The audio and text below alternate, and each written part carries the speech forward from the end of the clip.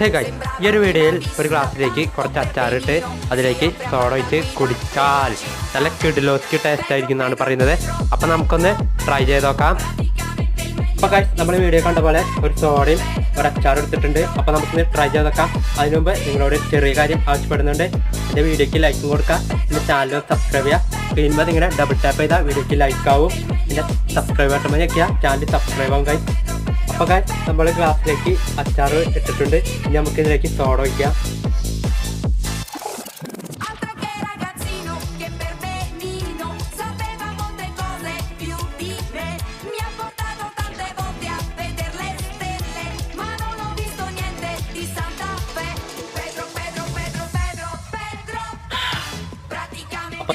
അപ്പോൾ ഗൈസ്, നമ്മൾ ട്രൈ ചെയ്ത് നോക്കി.